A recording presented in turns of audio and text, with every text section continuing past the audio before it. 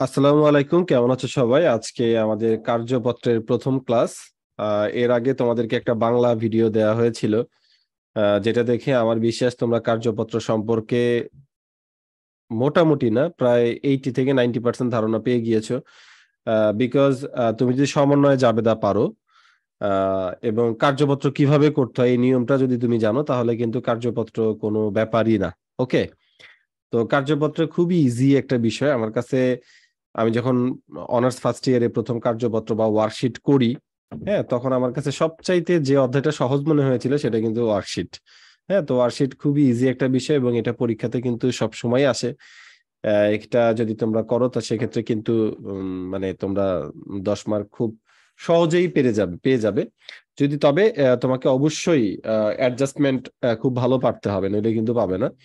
তো তোমরা যারা ইউটিউব এবং ফেসবুকে ভিডিও দেখছো, তাদের যদি কোনো কোশ্চেন থাকে সেটা অবশ্যই কমেন্ট করে বলবে। আর তোমরা যারা জুমে লাইভ ক্লাস করছো, তাদের কোনো কোশ্চেন থাকলে আমি যখন কোশ্চেন করতে বলবো তখন কোশ্চেন করবে। আর যারা জুমে এভাবে পড়তে চাও, আমার কাছে পড়ো না কিন্তু জুমে এভাবে পড়তে চাও, তাদের জন্য যে কাজটা করতে হবে, 01714421439, এটা আমাদের হোয়াটসঅ্যাপ নাম্বার। এখানে মেসেজ দিতে হবে, কল দেওয়া যাবে না। ওকে, দেখো কার্যপত্র কিন্তু বিভিন্ন কলামের হয়ে থাকে। আমি এই বিষয়গুলো সম্পর্কে তোমাদেরকে একটু আলোচনা করব। আর তোমরা এই বিষয়টা সম্পর্কে অবগত না, কারণ আমি তোমাদেরকে জাস্ট একটি ভিডিও দিয়েছিলাম এবং সেটা 10 কলাম বিশিষ্ট কার্যপত্র ছিল। প্রথমে দেখো কার্যপত্রের ছক, ফর্মস অফ ওয়ার্কশিট। এক মালিকানা অংশীদারি প্রতিষ্ঠানের ক্ষেত্রে 10 ঘরা বা 5 জোড়া বিশিষ্ট হলে, হ্যাঁ, এটা দ্বারা কি বুঝিয়েছে এটা একটু আমি তোমাদেরকে বলি। দেখো এখানে ঘরা বলতে 10 ঘরা বা 5 জোড়া বিশিষ্ট।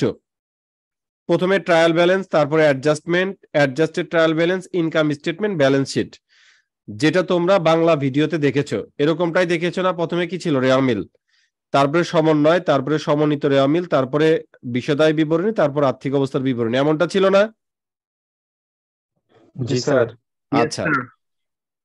তো দেখো, এবং এটাই কিন্তু তোমরা দেখেছো এবং এটা নিয়ে তোমাদের কোনো সমস্যা নাই, কারণ বাংলা যে ভিডিওটা দেখেছো সেটার সাথে তোমরা এটার সাথে তোমরা পরিচিত।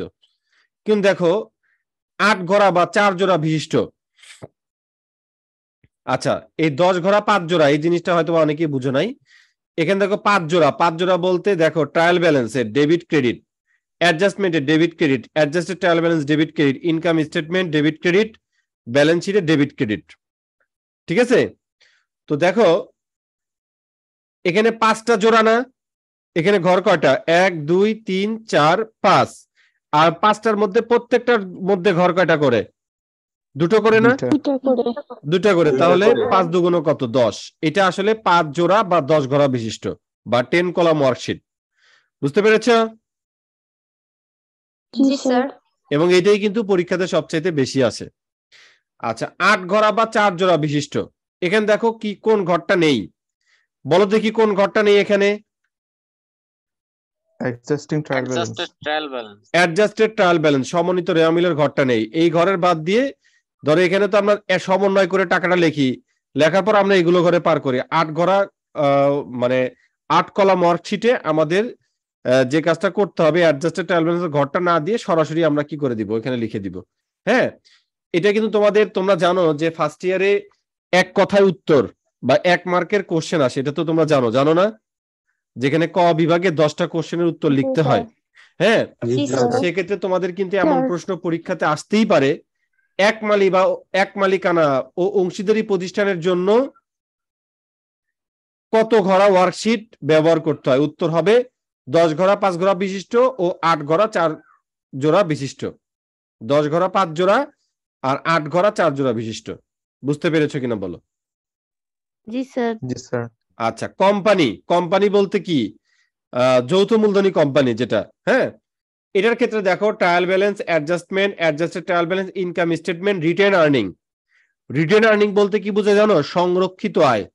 তোমরা যারা ইন্টারমিডিয়েটে ব্যবসায় শিক্ষা শাখার স্টুডেন্ট ছিলে, তাদের দ্বিতীয় পত্রে যখন তোমরা আর্থিক বিবরণী করেছো, তখন কিন্তু এই সংরক্ষিত আয় বিবরণী তোমাদের করতে হয়েছে না? যদিও তোমরা জি স্যার।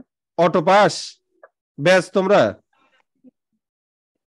না না স্যার, স্যার। কোয়ার্টার না, শর্ট সিলেবাস ব্যাস আর কি, না, শর্ট স্যার। সিলেবাস ব্যাস। তো তোমরাও তো আর্থিক বিবরণী শেখোনি, এটা আমি খুব ভালোভাবে জানি। হ্যাঁ, তো জি স্যার। হ্যাঁ, তোমরা আর্থিক বিবরণী শেখোনি, শিখলে এটা দেখতে পারতে। আচ্ছা, তারপর দেখো কোম্পানির ক্ষেত্রে আবার 10 ঘোড়া বা 5 জোড়া বিশিষ্ট, সেটা কি trial balance adjustment, adjusted trial ব্যালেন্সের ঘরটা কিন্তু নেই। Income statement, retained earning statement, balance sheet. বুঝতে পেরেছো কিনা বলো? জি স্যার। আবার 8 ঘোড়া বা 4 জোড়া বিশিষ্ট হলে তখন trial balance, adjustment, income statement, balance sheet. মানে কোম্পানির ক্ষেত্রে 3টা, কয়টা? কোম্পানির ক্ষেত্রে ঘর কয়টা? 12 কলাম, 10 কলাম, কয় কলাম? 8 কলাম। আর এক মালিকানা ও অংশীদারি ব্যবসার ক্ষেত্রে 10 কলাম এবং 8 কলাম। 8 কলাম। ঘরের পার্থক্যগুলো কি বুঝতে পেরেছো? জি স্যার। আচ্ছা, কে বলতে পারবে বলো দেখি? 10 কলাম, 8 কলাম, 12 কলাম, কোথায় কোথায় কি গ্যাপ বা কি বেশি? এক মালিকানা ও অংশীদারি প্রতিষ্ঠানে 10 গড়া অথবা 5 জোড়া বিশিষ্ট আর 8 গড়া বা 4 জোড়া বিশিষ্ট। আর যদি কোম্পানির ক্ষেত্রে হয় তাহলে 12 গড়া আমি অথবা 6 জোড়া। পার্থক্য কোনটা বেশি বলো? 12 পার্থক্য ঘরাতে কি এক্সট্রা কি বলো তো?